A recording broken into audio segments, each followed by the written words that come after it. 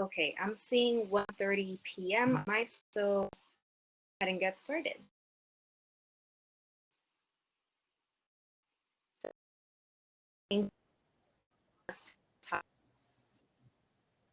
white racial impact analysis. The session will be a presentation, so our panel will be on the stage. And for the second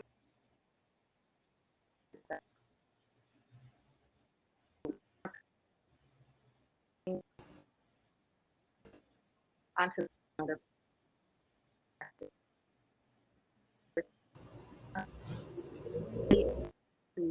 questions and comments in the chat. Friendly reminder to do so in the session chat, otherwise we may not see your comments. May get lost in the overall larger.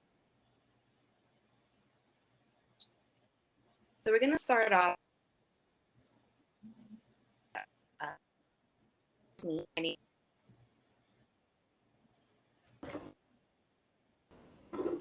I am from Washington. I grew up in a pretty ethnic bubble, and I started visiting other neighborhoods in New York City. I feel maybe a little later in life than most New Yorkers. And when I started to do so, I really started to feel a little bit cheated by how nice I felt everyone else had it. And I started questioning why my neighborhood felt sort of subpar, and eventually found urban planning in college, which is what brings me to this work. I think that I hear that my audio is going in and out, so I will try my best to speak at the stream here. So what, maybe internet seems slow. So apologies for the internet connection. I may leave during part of this, but I will try my best to come back. So a little bit more about me, just to wrap it up, and what brings me to this work and to the session today is that I think many of us know that education in urban planning is really an education in the history of injustices that pretty much shape our present way of life. And so if that wasn't enough for me to dedicate myself to this work, I think the fact that many of my planning colleagues in college did not look anything like me, usually one of a few women in the room, and usually one of two Latinx people. And yeah, so usually not very well represented. So I think in seeing that, that was really my drive to come into this work, and why I find myself in the urban planning and affordable housing industry today. Pass it off to Sabrina if she's with us. Thanks, Sabrina's having some connectivity issues. So I'll start or I'll take over from there. My name is Uriah Johnson, pronounced she, hers. So what brings me to this work is just my upbringing in the South Bronx. And throughout my course of my childhood into adulthood, still living in the South Bronx, seeing my neighborhood be redeveloped and grow. But formally, before getting into planning, not really knowing or having context for why or who was involved in making those decisions to trigger development, led me to urban planning and being involved in housing development specifically. So thank you all for being here. I'm excited to have this conversation. I'll turn it over to Makita. Hello, everyone. My name is Makita Marshall Neesmith, and similar to the two people who've spoken before me, I'm also a native New Yorker who grew up in Brooklyn. And what brought me to planning is looking around my neighborhood, my city, and noticing changes or decisions. Makita may also be having some connection issues, and we haven't gotten Sabrina back. Makita's good. Go ahead. Oh, okay. Sorry. Looking around my neighborhood and wondering who's making these decisions, how do I get involved? And that led me to study urban planning. And through grad school and my professional career, still noticing that some communities are really great at advocating for themselves and having their voices heard, and some aren't, due to historic issues, due to systemic issues. And so I do urban planning because I do believe that with the right resources, all communities can do better than just survive, but thrive. So love this work and love the intersection of equity and planning. And so that's why I am here today. And I don't think Sabrina has been able to hop back on yet. So Catherine, you might continue.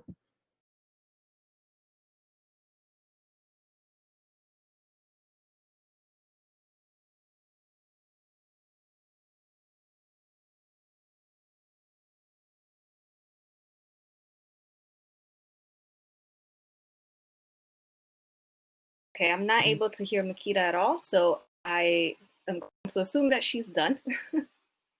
You're right. Give me a thumbs up or something. Okay, great. And if we are able to get Sabrina on the line as well.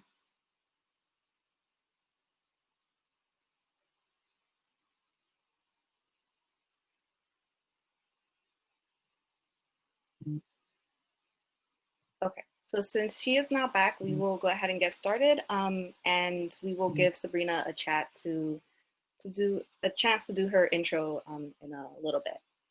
So as you may have noticed from the program, we are all HPD employees, but today we are not here representing the city, and we're not here in our official role as HPD planners.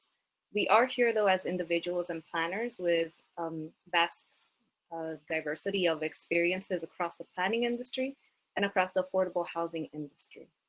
And with really the goals of grounding you all in the current housing development and how those decisions are made. We're also going to talk a little bit about the themes of white supremacy that we see here. We want to raise questions and discuss gaps in equity that we have observed in the housing development process. A little later, through the racial equity impact analysis tool and how to incorporate that. It's really something that could be incorporated across different industries. So thinking about that in the general sense. And lastly, we want to encourage you to become involved in development. This is something that shapes all of our lives. And so even if you're not identifying as a planner or somebody in that professional capacity, it is still very much relevant to people's lives. I also want to give a fair warning that this conversation can be really uncomfortable, especially for those of us who work in the industry, myself included. These are themes and things that we think about and grapple with. And we recognize that the conversation needs to be had. And so even though it's difficult, we invite you to sit in that uncomfortable feeling as well. We also recognize that not everyone here is going to be super knowledgeable about the affordable housing industry. And so we're going to start off with a brief definition about what it is. So housing is considered affordable when a household spends no more than a third of its income on rent and utilities. And affordable housing that is subsidized is based on household income. So when we talk about developing affordable housing, we're talking about developing housing that's subsidized according to different household incomes.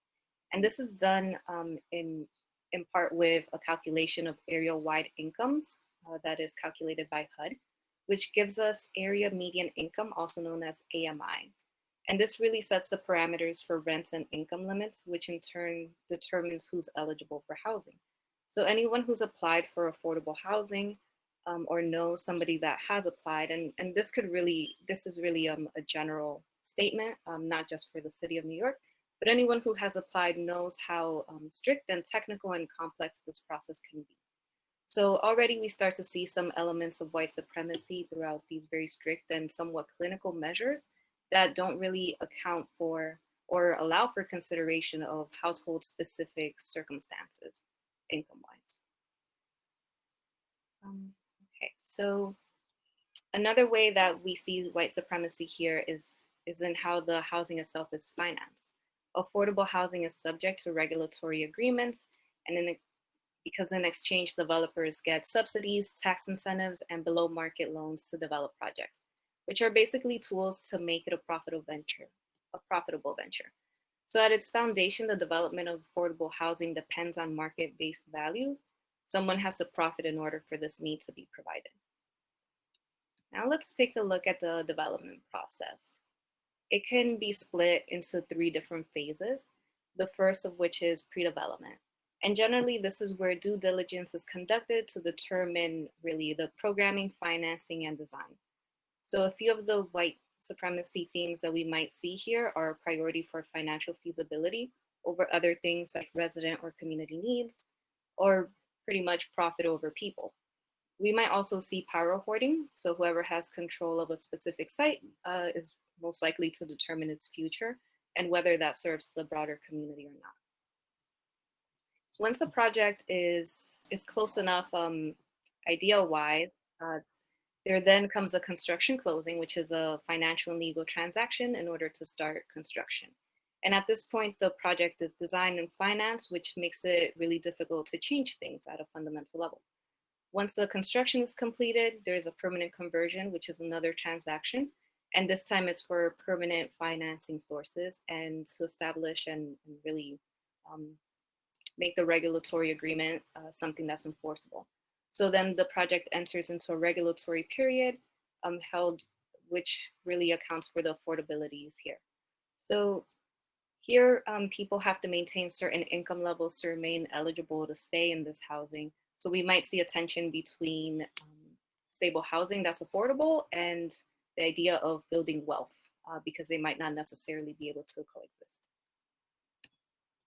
Okay, so we talked a little bit about what affordable housing is and how it works on paper and some issues with that. Now let's bring a little bit more context into it. When planners and governments are thinking through projects, it can sometimes be through a very narrow view focused on the site itself and how to make affordable housing work there. But we're not necessarily accounting for the role that we've played alongside private entities in practices that have marginalized Black and Brown communities, or for the legacies from those practices. And just to name a few, that could include redlining, exclusionary zoning, defunding and demolishing public housing, and gentrification. And these practices have resulted in cycles of disinvestment, exclusion, wealth theft, and reinvestment, and are very much present in the everyday lives of marginalized communities.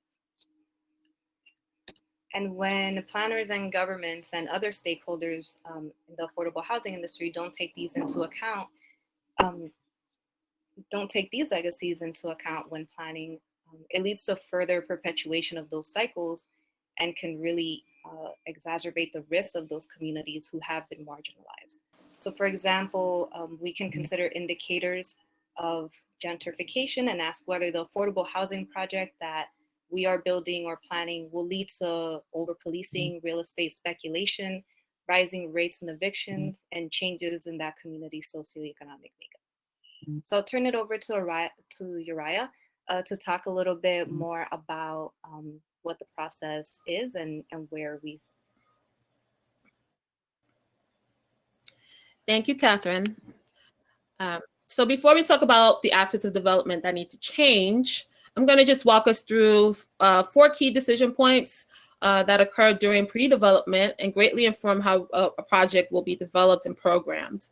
As we walk through, I'll be highlighting some of the topics and tasks that are considered at each step, but also the questions we've observed in our work and our work as planners as being possibly deprioritized, despite being what we see as critical in producing projects that center equity. So next slide. So first up is due diligence, and the key topics investigated at this part of the development is ownership, jurisdiction, site conditions, and neighborhood context. So for ownership and jurisdiction, planners look into the details of legal holdings like addresses and leases and license agreements and underlying infrastructure supporting the site.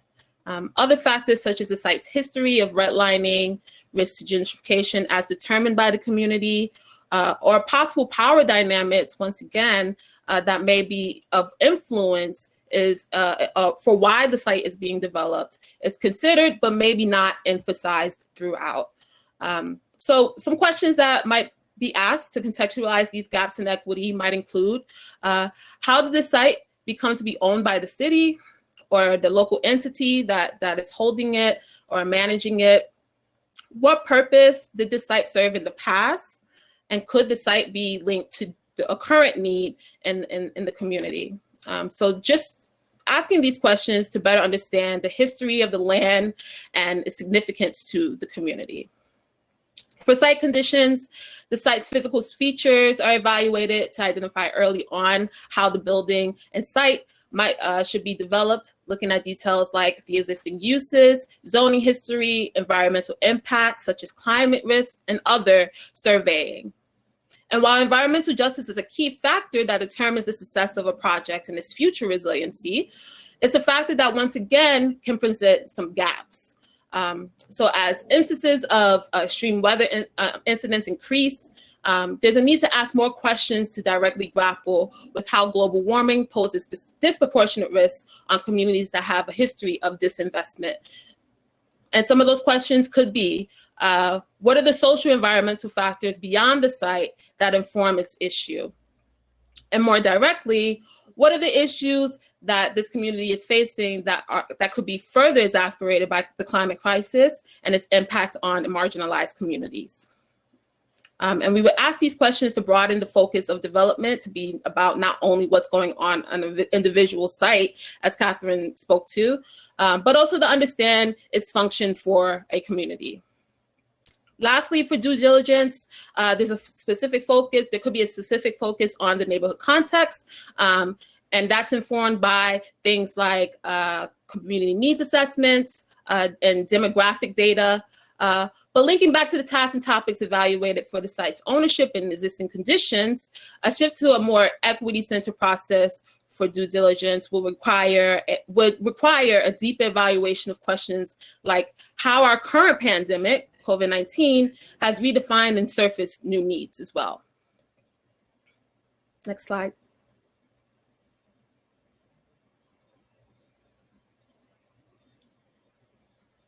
So the next step of pre-development that we would look to is community engagement, a portion I'm really passionate about.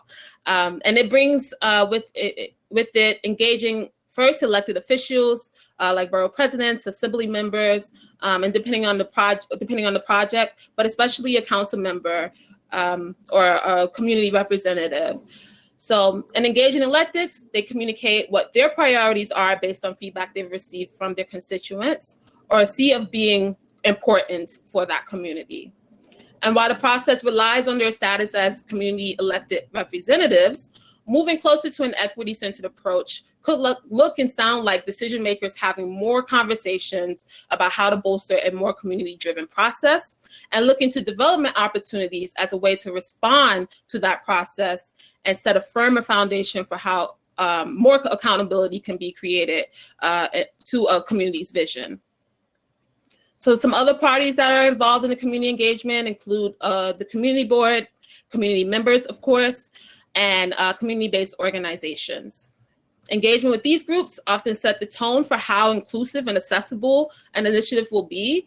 And a shift to make projects more focused in equity and community-driven will broaden this audience to include actors that may not be directly linked with the development of housing, like property owners and employees or business owners in the area, but are substantial in sustaining the feeling of community and the practice of community.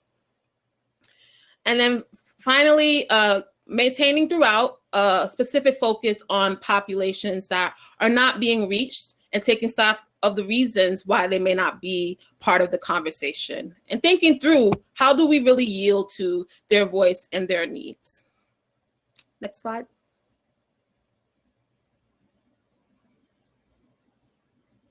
So after a community's vision is for a project is quote unquote set, we move next into programming. So first, there's a determination of how the site will be used and who will have access and occupy the space, looking to define things like affordability levels, non-residential uses, and amenities future residents might have. This is the point where the project becomes focused on the use and operations of a site and can become less responsive to needs identified by the community during community engagement. So we should be looking to answer questions that challenge the gaps in equity, such as what are the quality of life improvements that can be addressed through this project? And does the ultimate program that's being decided on, reflect the community's vision that we received feedback on during the community engagement process? And all in all, this helps keep in focus the goals expressed by the community. Now, looking into design, aside from reevaluating physical details and that will be planned, like the site's zoning, building height and mass, unit sizes, the gaps in equity challenge us to think more about a community's access to space and how to more broadly meet a neighborhood's needs. So once again, not just focusing on what's happening on the site, but how does it function for a broader community? Lastly, one of the most important aspects of programming is financing for the development. How do we actually, lock in the financial piece to actually go ahead and build? And while this step takes a closer look at the quantitative details that make up a project and more equity-centered focus, but also explore ways to make a project financing less extractive by looking to answer questions like how the project's investment strikes a balance between financing and community needs, and leaning into that a little bit more. Examining how the project contributes to community members, the current community members' financial empowerment and security, both for current and future community members. And overall, and coming to a conclusion of how financing is shaping or changing the project, communicating back to the communities that we work with how decisions are being made and the compromises that they may have to experience and making a project more feasible. So the last part of pre-development to sit with is public review. And this is facilitated through many different processes, but it may involve different actors that were involved in community engagement, but also a city planning commission, a city planning department.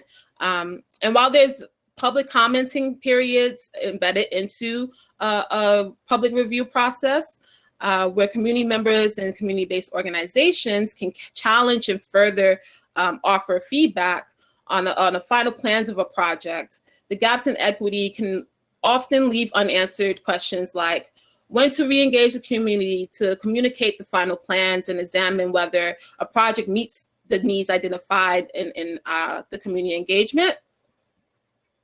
How has opposing visions for the project been addressed and balanced in the final plan? Could the project introduce new or further exacerbate risks to specific groups based on race, income, or cultural backgrounds? And how is this being directly addressed in the programming and design of the project? And then lastly, just evaluating where a project might be at odds with how it aligns or align with goals set by a local government or the city or a state goals versus what are the needs that have been identified and are specific to a particular community. So with that, I'm going to turn it over to Sabrina, who I think is... Can y'all hear me? Are you with us? Yeah. Oh my gosh. Okay. I have like a sigh of relief. I was gonna cry.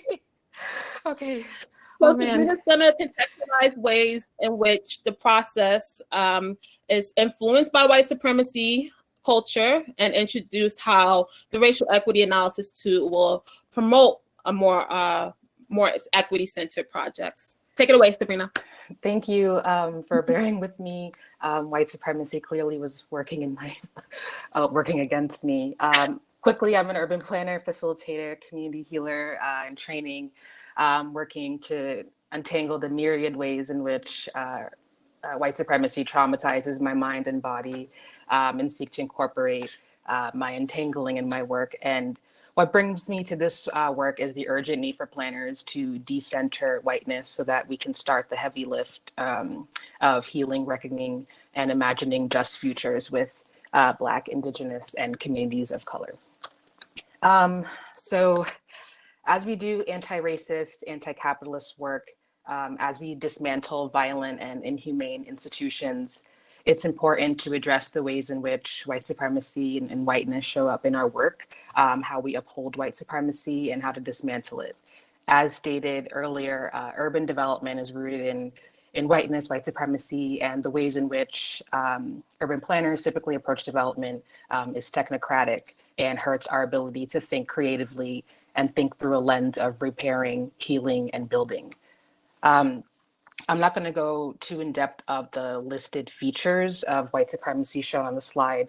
And I think Uriah will provide resources in the chat, but we just wanted to walk through the 10 most prevalent features that show up in planning and development process.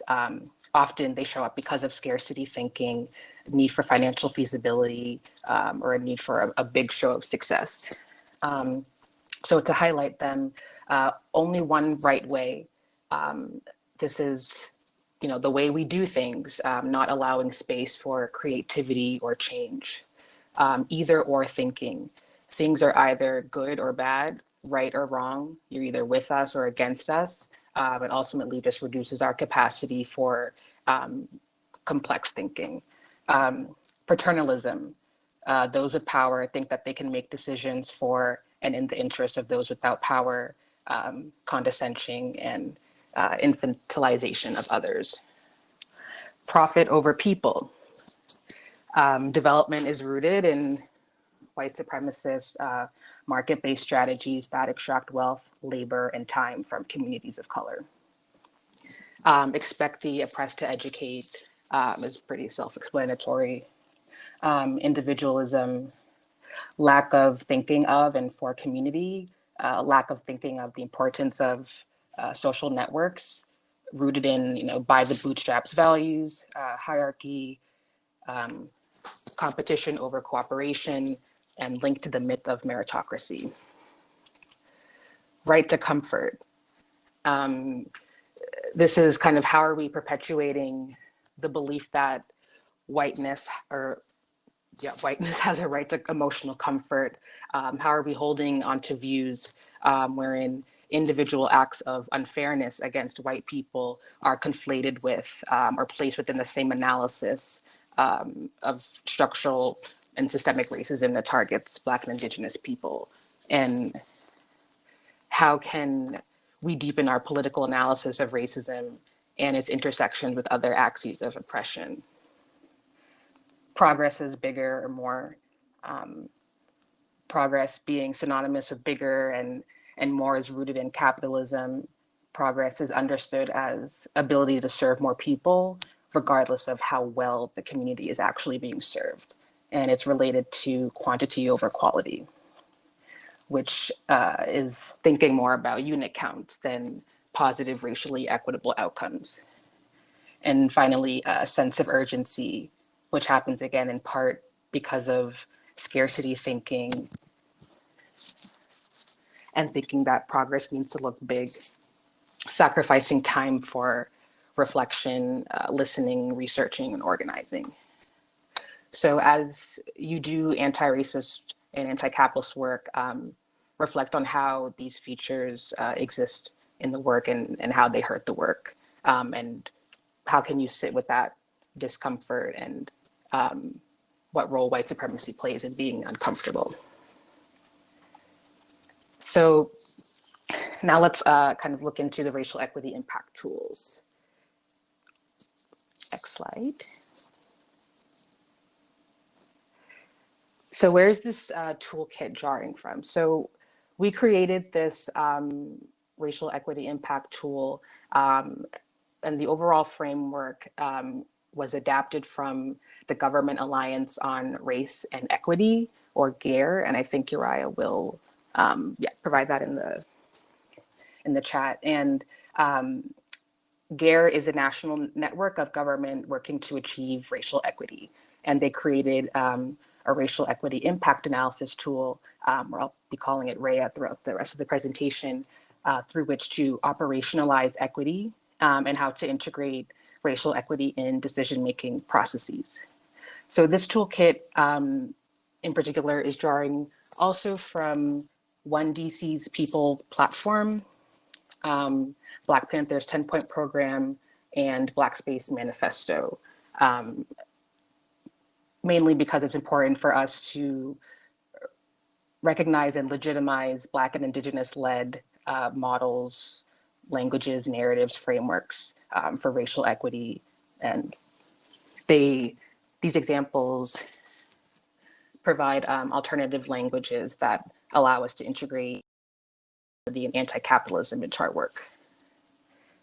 So OneDC is, just to kind of quickly go over them, OneDC is a community-based organization that organizes around racial and economic equity in Washington, DC. And they demand divestment from neoliberalism, so tax breaks, tax credits, demolition of public housing, et cetera, demand that the city allocate funding for worker co-ops, demand collective ownership of land for the preservation of affordable housing. Black Panther's 10-point program demands the power of Black community to self-determine, demands an end to Black wealth extraction, demands that housing and land be made into co-ops. And Black Space Manifesto, which was created by Black urban planners, architects, artists, activists, designers, and leaders. We also incorporated this guide because they push us to center these, to center ideals such as creating less hierarchy and more dialogue, inclusion, moving at the speed of trust, and being humble learners. So these are all incorporated into the racial impact tool. And the next slide. So getting into the racial equity impact analysis. If as planners, we believe that the public sector must be for the public good, then we must examine the systems that cause destructive racial inequities. And RAIAs require a theory of change that normalizes conversations about race, making sure that we have a shared understanding of institutional and structural racism. And they operationalize racial equity by integrating racial equity into decision-making processes. And so the kind of the definition of a racial equity impact analysis is a systematic examination of how different racial and ethnic groups will likely be affected by a proposed land use or development decision. RAIAs are used to minimize adverse consequences in a variety of contexts, including the analysis of proposed policies, institutional practices, programs, plans, and budgetary decisions. Next slide.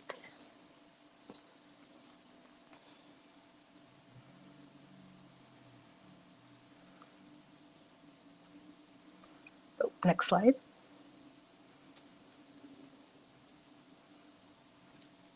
Okay, so this is a 6-step toolkit or a framework. It's essentially a set of questions per step that allows you to reflect on how to create racially equitable community outcomes. So there are 6 steps: set outcomes, reckon with history and understand data, engage communities, address unintended consequences, plan for implementation, evaluate and ensure accountability. And again, so I'm going to go through the different questions at each step, and just again, reminder that the questions incorporate principles from OneDC, Black Panther's 10-point program, and the Black Space Manifesto. So at step 1, you're setting outcomes. What are you defining as the most racially equitable community outcome. And a racially equitable community outcome is the specific result you are seeking to achieve that advances racial equity in the community. So, for example, reduce the racial wealth gap could be an outcome. And then what racial equity opportunity areas will that issue primarily impact? For example, education, community development, health, environmental justice, criminal injustice, jobs, housing. Under step 2, you're reckoning with history, understanding data, analyzing data. What are the impacts on the geographic areas? What are the racial demographics? How are you acknowledging and reckoning with history of the space and residents? What are the root causes or factors creating these racial inequities? Who has power? What are the power dynamics at play here? And how are you reckoning with current and historical power dynamics? Under step 3, engage communities. Is this proposal centering those directly impacted or marginalized? How have you involved community members and stakeholders? How are you ensuring their concerns and expertise are part of the process? What do your conversations with the community tell you about existing racial inequities that influence BIPOC's lives and should be taken into consideration? How is this building community power, real community power? And does this build existing community capacity? And importantly, is what we are doing through the engagement process performative and enabling powerless visibility? Are we just doing this and then at the end of the day, it's going to be a sanitized version of what the community asked for? Under step 4, we're addressing unintended consequences or minimizing harm. How will you address the impacts, including unintended consequences on racial equity? What are the unintended consequences of this to queer, trans, gender nonconforming, Black and Indigenous people of color? Is this encouraging and or perpetuating market-based values? Is this extracting wealth from communities of color? How do you reconcile or reckon with competing values or opposing community views, especially when it comes to perpetuating market-based values? If your impacts are not aligned with desired community outcomes, how will you realign the work? Step 5, plan for implementation. How will you retain stakeholder community participation and ensure internal and public accountability?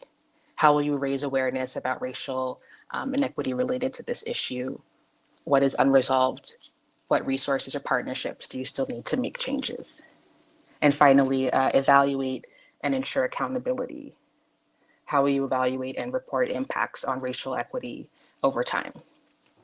So again, this kind of 6-step toolkit and framework adapted from GARE, 1DC, Black Panther's 10-point program, and Black Space Manifesto sets out a list of 6 steps and set of questions to reflect on as you go through land use, decision-making, or other planning process to ensure racially equitable outcomes.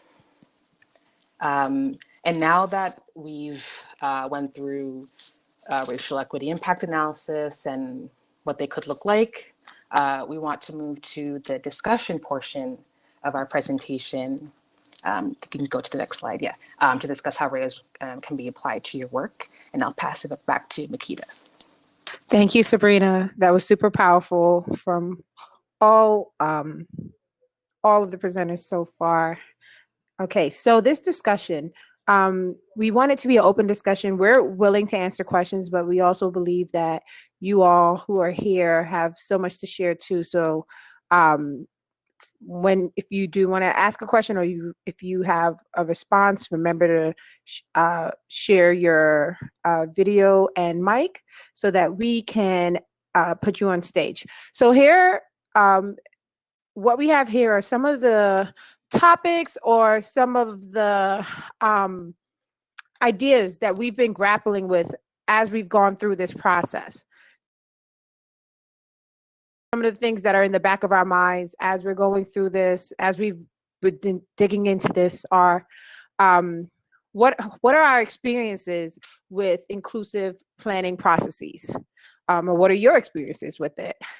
Thinking about the tension between feasibility and community need, unit count and positive outcomes, permanent affordability versus community or individual wealth, and then holding that in your mind as you're also thinking about accounting for the racial wealth gap,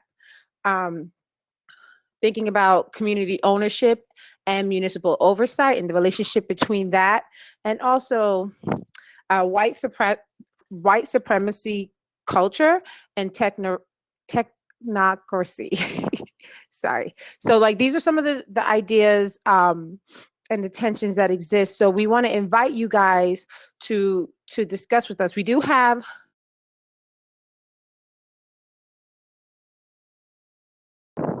I can maybe share one of the questions that were in the chat earlier. Okay. So Lucy, I don't know if you want to read your question out, but it's do you have any opinions, and when it's you, it's all of us, do you have any opinions about the community planning processes that council members have attempted in the last few years? So this is for all of us up here, but it's also for if anyone in the session has thoughts on it as well.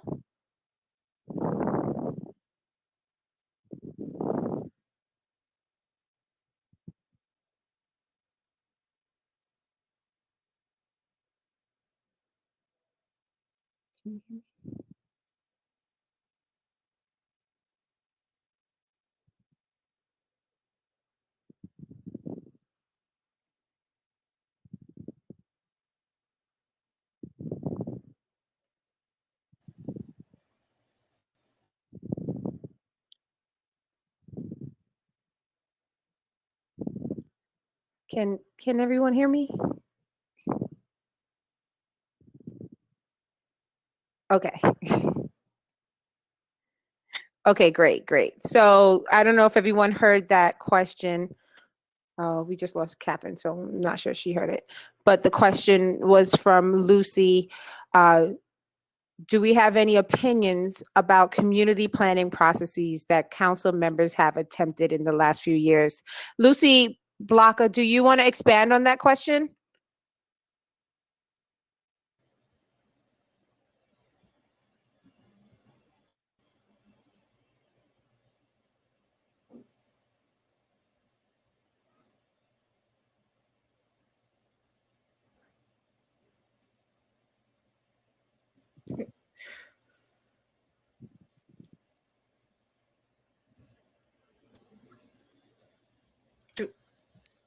Yeah, if you want to say something, you're right. I was leaving it open for discussion, but if you want to address it, or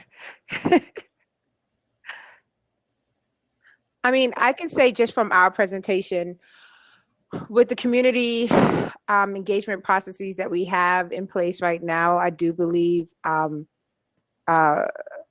think something that we touch on, or that Sabrina touched on, is like really understanding what the intention is of the outcomes. Something that was highlighted by Daphne in the chat that Sabrina said is we want to make sure that we're not having, I want to say it right. Well, performative or powerless visibility, I think. And I think that's such a strong statement, because while, you know, we may have a very visible community engagement process, we always want to make sure that the outcomes, as much as possible, mirror what was asked for by the community. And I think when dealing with like larger cities or bureaucracies, that can get kind of difficult because of all the different processes that, or all the different stops that these projects make. So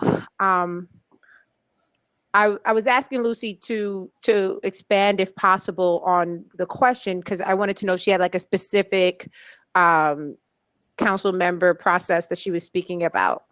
But if anybody else has any thoughts.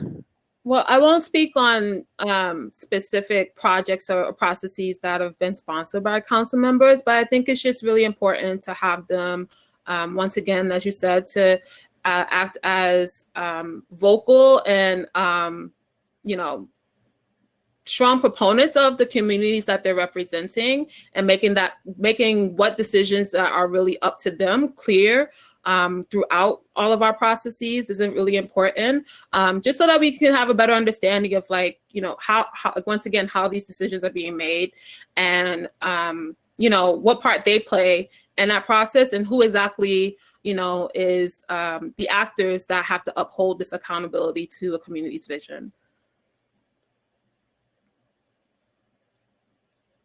I just wanted to say that I have been in a vacuum of silence and have missed the last about 5 minutes. So if there was a question that it sounds like we're answering, I promise you I just did not hear it.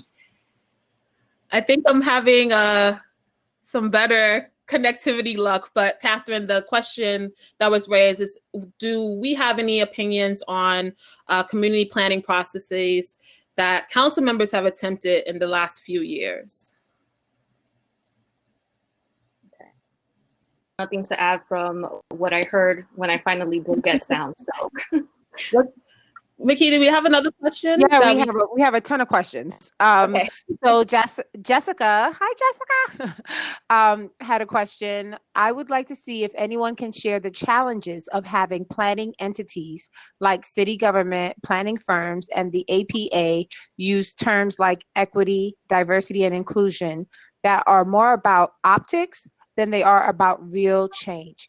Are there ways we can push back on these weightless efforts without sacrificing our professional equity? That is an amazing and poignant and timely question. I don't know if you want to expand a little, Jess, if you feel like it, or if anybody else, not only our panelists, but if anyone in the session has anything they want to share, feel free to turn on your mic and camera and ask for visibility. But does anybody want to start to try to answer that question? Makita, do you have thoughts? I have a lot of thoughts. Trying to figure out what is okay. The challenge for me, oh, sorry, go ahead. No, please, Sabrina. Yes. I mean, for me, it's about if people are willing and ready to and comfortable with change, because the diversity, inclusion, the equity, like industrial complex at its core, it's just appeasing whiteness and white feelings, and just saying like everything is okay, you know, we have diversity, and it's just about appearance. But at the end of the day, if people aren't comfortable with change, then I just personally don't see how to push back on that. You know, it's like people need to recognize that with equity, with racial equity, with diversity, with inclusion, with Black Lives Matter, like it's with integration, it comes with systemic change. That's what racial equity is. So if you're uncomfortable with that, then we can have the diversity talks all we want, but what are we doing? I agree with you, Sabrina. I think even when a lot of times when larger agencies, cities, private firms, whomever try to approach this work, they try to approach it from within their current realm, their current system, which is steeped in white supremacy. So if we're not willing to like look back and challenge the way we do things, or look back and really understand the roots of how we got to the processes we have now, then everything else is just lip service. And I think Jess, you asked, I'm sorry, I keep calling her Jess. Jessica, I need to be formal because we're here. You asked about the challenges. I think the challenges that exist for me personally as an individual, not representing any agency or anything else, is that there is a disconnect for a lot of people in how even their behaviors promote white supremacy culture. So even when we're talking about equity, even when we're trying to create an environment that makes everyone feel safe and not just the people who have historically feel safe,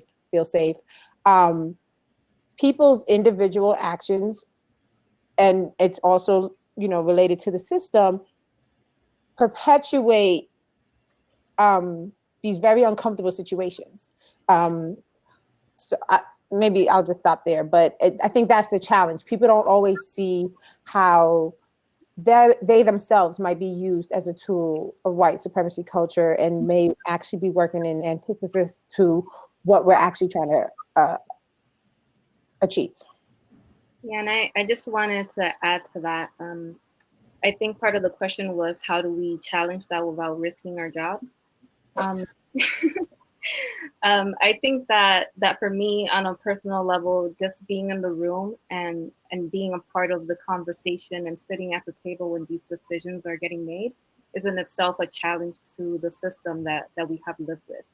So I think when we have those conversations that can be very sensitive conversations sometimes, I'm in the room and I am not a person who is white. I have curly hair. It is very clear that I am not there representing another ideal. I am there representing my community, and so I offer for people who aren't upholding equitable values to sort of say that to the face of somebody.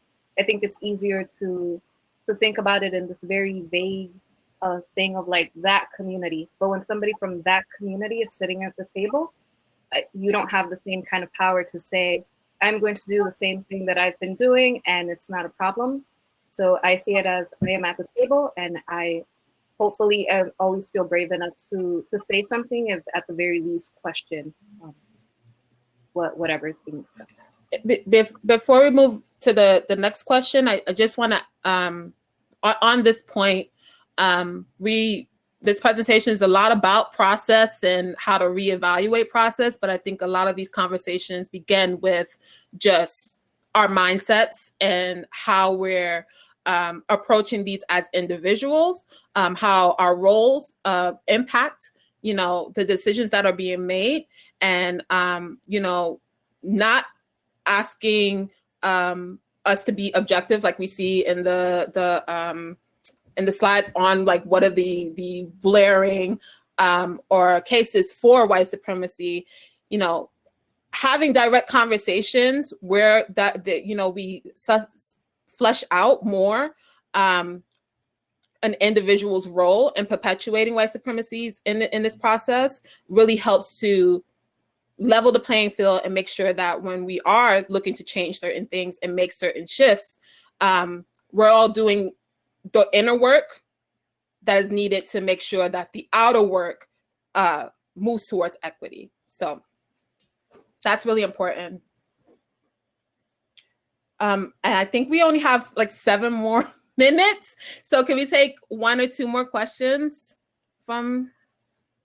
Another question that was posed: how can planners challenge market-driven housing policies and make the case for non-speculative, decommodified housing models in their organizations? That's a great question.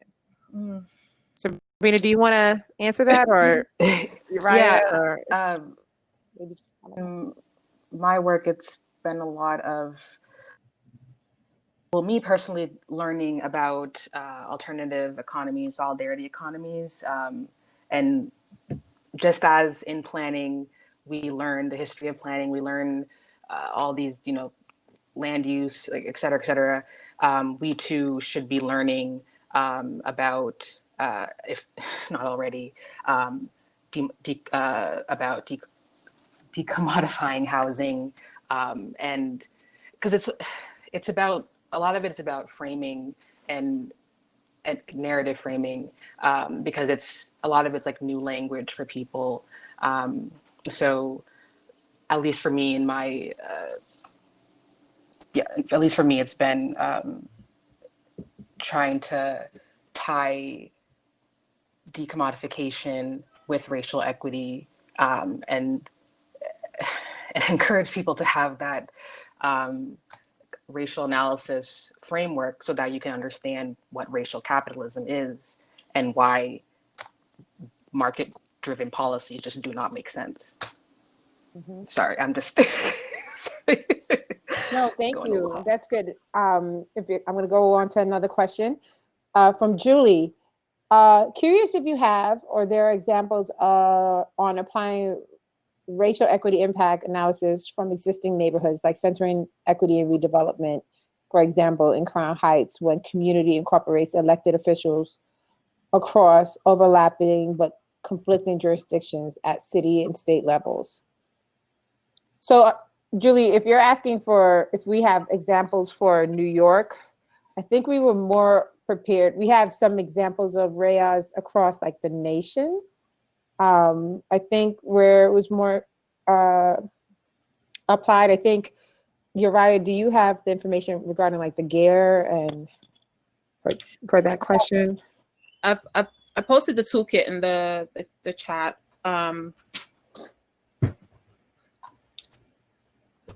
Sorry, here we go. I got it. Okay. Sabrina just shared it again. And so, yes, we will share that again, and we're going to go on to maybe one more question and kind of squeeze in as many as possible. Napora asked, how do the four of you who work at the same org create an internal coalition for decentering whiteness? What tactics do you use? So I got excited because, well, again, we're not here representing our agency. We're not speaking on behalf of HPD. What I can say is from my experience in my planning career, some things that I've used or participated in started out, and I think maybe Sabrina should start this, but as a book club, where it was an optional thing where people could opt in, and we read the book So You Want to Talk About Race, which is a really great tool. And it was optional. People joined us. We went through each chapter, and these chapters really targeted some kind of dense topics, but in a really introductory way. So things like microaggression, things like tone policing, things like the school to prison pipeline. And so from there, and from creating like a space where there was like a basis or foundation of knowledge, from there we worked together to come up with a more expansive group that again is completely optional. People opt in, some people don't opt in, but where we would look into things like our internal policies and how they're impacted, or in our external facing policies. And then again, also like a reading, a book club that again, just creates space for discussion. So I think that's one way, is creating a space where people can learn together, a learning community, and they feel safe enough to ask questions. And then also creating a space to challenge people, like we were saying, a lot of us as practitioners went through planning school, where we basically learned planning through the eyes of white supremacy. And so to unlearn that, it's going to take a lot. And so we just try to create these spaces where people can discuss and learn together. And then also it's really, I can speak personally, it's helpful for me to have people in the office that I can go to when things are personally kind of tough in the office, if a microaggression happens or what have you, to have this space or these people who can understand and then help professionally counsel me through it and understand what the next steps are, has been really helpful for me. Yeah, and as we continue to have these conversations, I think it's really important to also say that these become the norm, the conversations that we're having, and we're doing it regularly, so that, again, it can be embedded in our work. But I think that's a powerful segue to our call to action that we'll leave you with seconds left. Makita. Yeah, so I could have gone on in the discussion forever. Thank you guys. You had some really great comments and questions. I really wish we had more time, but as usual, we're just asking you, your call to action is to engage. Try as much as you can to participate in community engagement for sites being developed in your community, which might take some research. Encourage your neighbors, family members, everyone to participate and harness your community power into a coalition and push for what you need. And then also representation. Demand more representation throughout the development process, wherever you are. You know, there are people here who are not from New York. So wherever you are, demand more representation. Urge your council members, your representatives to call for uses that are missing or really important to your community. And then if you can, become a planner. I think we are all planners. We are all planners in our own right. But, you know, if possible, become a planner or become more engaged in the planning process in your local community. We've really enjoyed having this discussion with you guys. The chat was amazing, and we're just so grateful to have this space that affirms the work we're doing and pushes us to think further. I know I can speak for myself, but all the people represented on this panel, this is really important to us, and we're so glad you received it so well. Thank you so much. We can share our personal contact information in the chat, or if and I think, oh, you're muted, Uriah, and our handles and our social media is in the program as well. And catch us in the networking room. We'd love to have more of these conversations throughout the day and throughout the conference. So thank y'all. See you soon. See you around. Thank you. Really powerful discussion. Bye.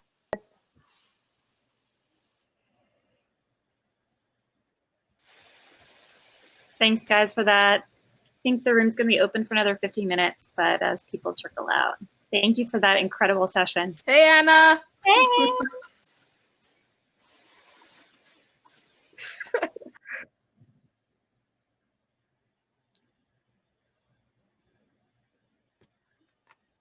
We still recording? Yeah. Yes, we are.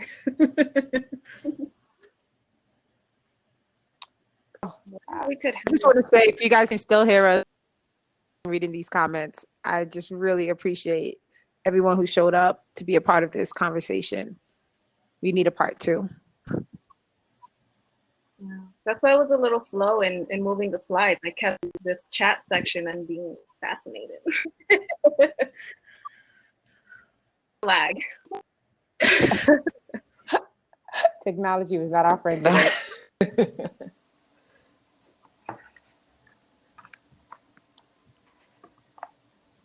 So, do we leave? I'm not sure. I think it's still open. 2:45 in the auditorium, and G's saying everyone. We have a movement. Okay. Beyond is like inspiring. You all are amazing, and we can still hear you. So Thank you for that.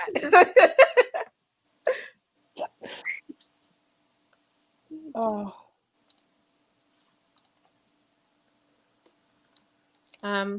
With that, I'll FaceTime you guys on the side.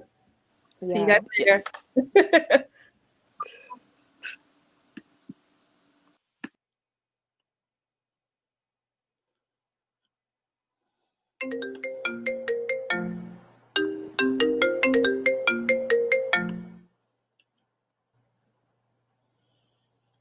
Hey, Mom.